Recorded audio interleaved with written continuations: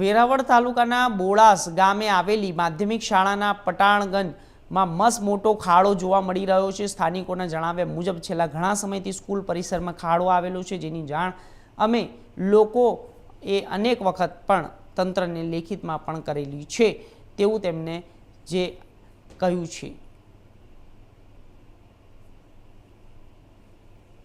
હાલ વહીવટી પ્રક્રિયા માટે સમગ્ર શિક્ષા અભિયાન કચેરીમાં પણ પત્રવ્યવહાર અમારી કચેરી દ્વારા થયેલ છે અને આજે ટીઆરપી એ પણ શાળાની વિઝિટે એમને મોકલવામાં આવેલ છે સવારે।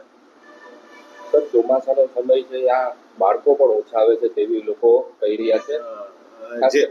જે વિદ્યાર્થીઓ છે એને અમે સ્ટાફને સંપૂર્ણ સૂચના આપવામાં આવેલ છે કે સંપૂર્ણ વિદ્યાર્થીના પ્રોટેક્શન સાથે વિદ્યાર્થીઓ શાળા સુધી પહોંચે, એમનું શૈક્ષણિક કાર્ય ન બગડે તે જોવાની જવાબદારી છે શાળાના આચાર્ય તેમજ વહીવટી શૈક્ષણિક સ્ટાફને પણ આપવામાં આવે છે, માર્ગદર્શન આપવામાં આવે છે। અંદાજે આગામી કેટલાક સમયમાં ખૂબ જ ટૂંક સમયની અંદર આ પ્રશ્નનો નિકાલ થાય એના માટે અમે કાર્ય કરીએ છે અને ફાઇલ પણ અમે આગળ ચલાવેલ છે।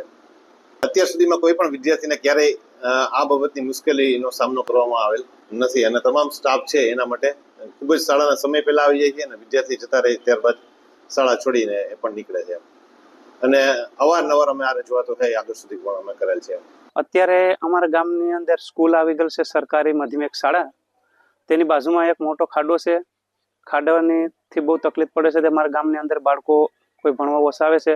બાકી નિશાળી બહુ સારી છે, તેના ઓરડા પણ બહુ સારા છે, શિક્ષક પણ બહુ સારા છે અને ભણતર પણ બહુ સારી છે।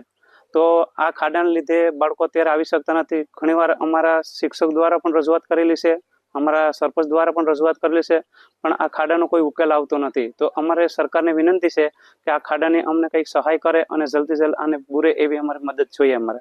અને આ નિશાળે અત્યારે અમારા બાળકો બીકને લીધે આવતા નથી, તો સરકારને અમારી નમ્ર વિનંતી છે